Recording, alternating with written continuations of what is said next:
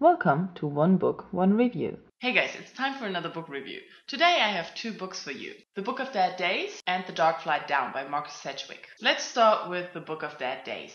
The Book of Dead Days plays in a time and place that we don't really know where and when it is.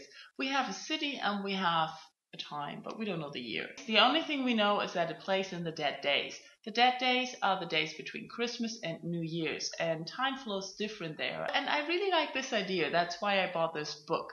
Because let's be honest, the days between Christmas and New Year's have a different time flow. We basically follow three characters. The magician Valerian, who has made a pact with a dark power some years back, and by New Year's Eve, he has to pay for this pact, which basically means he has to die. And he doesn't want that, so he tries to find a way out of this pact, and he thinks he will find a solution in a book, a magic book. So he goes on a search for this book, and he's assisted by Boy, his assistant, a 15-year-old boy without a real name or anything. His name is just Boy. And a girl, Willow. She's also 15 or 16 years old, and they know each other from the theater where Valerian used to work. Okay, that's basically the story of the book. The three are searching for this book to try to save Valerian, and that's all I want to tell you about the story. Let's look at the characters.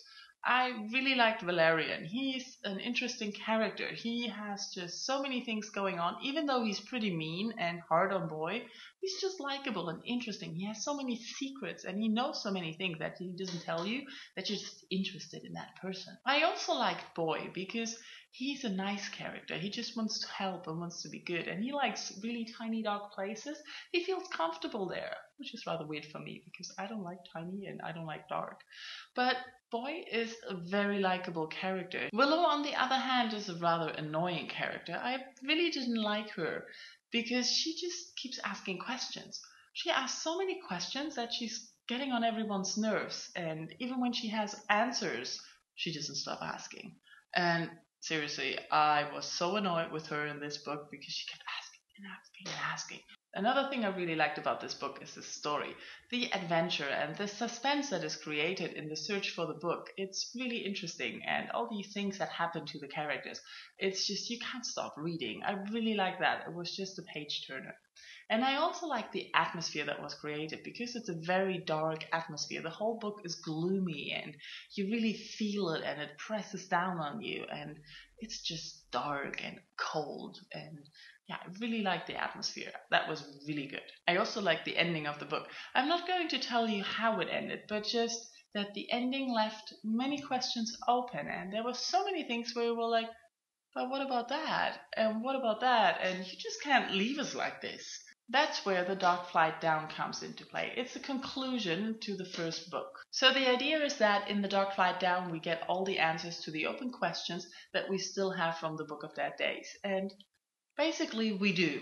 The story continues a few days after the Book of Dead Days finished, so a few days after New Year's, and we follow Boy again. When the book starts, he lives with Kepler. I'm not gonna say why, but Kepler is a friend of Valerian, and he's very possessive of Boy, and he just keeps on saying he's mine. But Boy doesn't stay long with Kepler, because he is sort of kidnapped by the Imperial Guards and imprisoned in the dungeons of Emperor Frederick's palace. So that's where The Dark Flight Down is set, in Emperor Frederick's palace.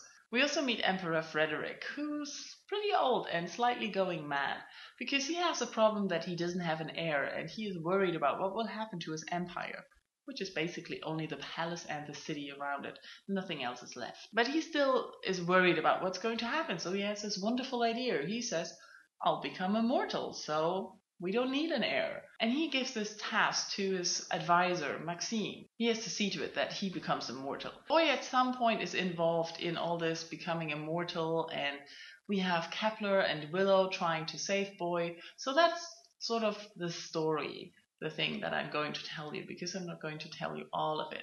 But we do get all the answers to all the questions that we have from the Book of Dead Days, which is very good.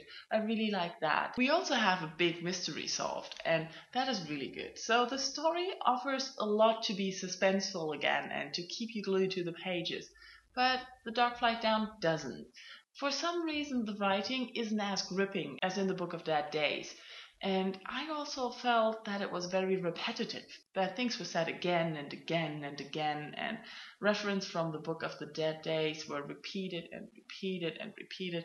It was just not as much new information. All this repetition just slowed the book down, and also the atmosphere in the palace wasn't as dark and gloomy as the city itself. And I was kind of disappointed by that because that's what I liked about the Book of Dead Days, this dark and gloomy atmosphere, and I really miss that in The Dark Flight Down. From the new characters, I really have to say Emperor Frederick is an impressive one because he's so old and crazy, and he keeps on changing his mind, but when somebody suggests that he changed his mind and said something else before, he says like, no, that can't be because everyone knows that I never changed my mind.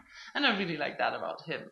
All in all, I have to say the conclusion to the story is good. It's a little bit predictable, that is kind of annoying too, but it's a good ending. I like that, and it was good to read both books, and not only the first one with all the questions left open, but when comparing those two books, the Book of Dead Days is a lot better than The Dark Flight Down. That's it for today. Thank you all for watching and have a very nice day. Bye bye.